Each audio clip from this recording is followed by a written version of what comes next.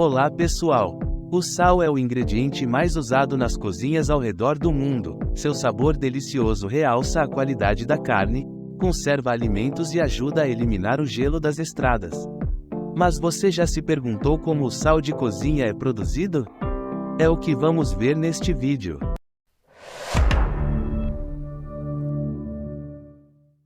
O sal de cozinha tem em sua composição 60% de cloro e 40% de sódio, por isso é conhecido como cloreto de sódio.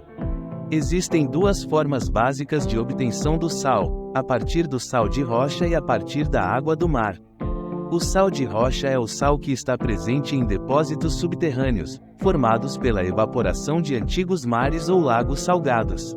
O processo de extração do sal de rocha envolve a perfuração de poços profundos na terra e a remoção do sal bruto, que é então higienizado e moído em diferentes tamanhos de grão. Esse método é mais usado em países como Estados Unidos, Alemanha e Austrália. Já o sal marinho é o sal que é obtido pela evaporação e cristalização da água do mar, que contém cerca de 3,5% de sais dissolvidos. Esse método é mais usado em países tropicais, como o Brasil, que possui uma grande extensão de litoral. A água do mar é represada em tanques rasos, chamados de salinas, onde a ação do sol e do vento favorece a evaporação da água. O Brasil é um dos maiores produtores de sal do mundo, produzindo cerca de 6,2 toneladas de sal por ano, sendo o Rio Grande do Norte o principal estado produtor, responsável por cerca de 95% de todo o sal produzido no país. Outros estados produtores são o Rio de Janeiro, Ceará, Maranhão, Sergipe e a Bahia. A China é a maior produtora de sal do mundo. Misturado com toda a água dos oceanos que cobrem o planeta, a água do mar contém aproximadamente 3,5% de sais, significa que cada litro de água contém aproximadamente 35 gramas de sais dissolvidos. Milhões de litros de água do mar são direcionados para esses depósitos primários. A água salgada é bombeada para o que chamamos de tanques concentradores, rasos e circundados por diques. A água sugada em direção à zona de concentração, aos poucos, se torna mais densa, atingindo momentos de saturação e formando líquidos pesados, ricos em cloreto de sódio. Essas são bacias pouco profundas onde a água, exposta ao vento e aos raios solares, evapora consideravelmente. Na medida que a água evapora, resulta em uma salmoura concentrada, que é então transferida para os depósitos secundários. Uma vez lá, a combinação de sol, vento e tempo faz com que a água evapore, revelando os cristais de sal. Esse processo resulta no que é conhecido como sal solar. A verdadeira magia ocorre na última fase de cristalização, durante o processo de secagem ao ar livre. No final do processo de evaporação, uma espessa camada de sal marinho fica nos grandes tanques conhecidos como cristalizadores. A colheita está pronta para ser executada, sendo o resultado de 2 anos de evaporação, nos quais a água se desprendeu lentamente e se condensou em uma série de tanques. O que resta é um leito de cristais de sal com aproximadamente 10 centímetros de profundidade. Posteriormente, inicia-se a colheita do sal cristalizado em grandes quantidades. Enormes máquinas desempenham um papel crucial nesse processo. Após uma camada superior ser rompida por um tipo de raspador, entra em ação uma máquina gigantesca que colhe o sal, o transporta e o eleva para as barcaças. O sal comum cristaliza-se antes dos outros sais dissolvidos na água e, assim, é separado e processado. Existem diferentes tipos de sal de cozinha, que variam de acordo com o seu grau de pureza, de refinamento e de adição de outros ingredientes. Os principais tipos são sal grosso, sal refinado, flor de sal e o sal rosa do Himalaia.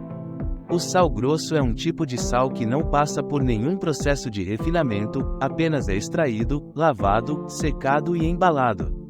Ele não recebe nenhum tipo de aditivo e mantém alguns minerais presentes na água do mar, como o magnésio, o cálcio e o potássio. O sal refinado é o sal que passa por um processo de refinamento mais intenso, que remove as impurezas e os minerais presentes no sal grosso. Recebe adição de iodo, um elemento químico que previne o bócio, uma doença causada pela deficiência de iodo na tireoide. Flor de sal é o sal que se forma na superfície das salinas, formando uma fina camada de cristais. Ele é considerado um sal gourmet, pois tem um sabor mais delicado e uma textura mais crocante. O sal rosa do Himalaia é o sal que é extraído de depósitos milenares localizados nas montanhas do Himalaia, na Ásia.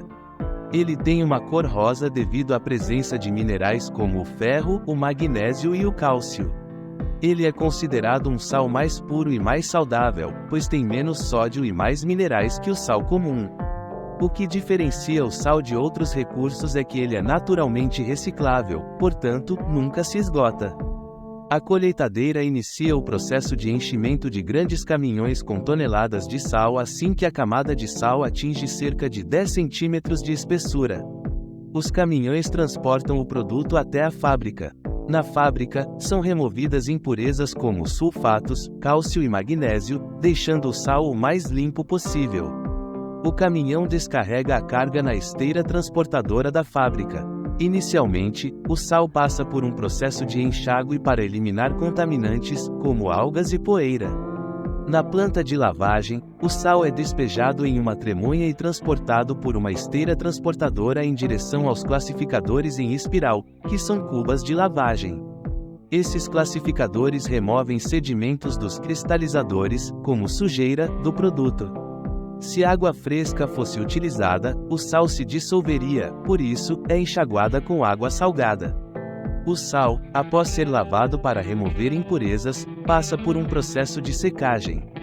Isso é geralmente feito por meio de secadores com calor controlado, ventilação e circulação de ar. O controle rigoroso de umidade é essencial. Após a secagem, o sal é armazenado temporariamente. O objetivo é garantir que o sal final seja seco, puro e atenda aos padrões de qualidade antes de ser embalado para distribuição. Os cristais de sal passam por uma série de peneiras, classificando-os em 3 tamanhos: grande, médio e fino. Cada tipo segue por diferentes esteiras transportadoras que os conduzem ao depósito designado. E, em seguida, encaminhado para a linha de embalagem. O sal utilizado para a maioria dos propósitos está pronto para ser embalado em sacos ou caixas e enviado aos consumidores. O sal é essencial para a saúde humana, pois participa da regulação da quantidade de água no organismo, da transmissão de impulsos nervosos e da contração muscular. No entanto, o consumo excessivo de sal pode causar problemas como hipertensão, doenças cardiovasculares e pedras nos rins.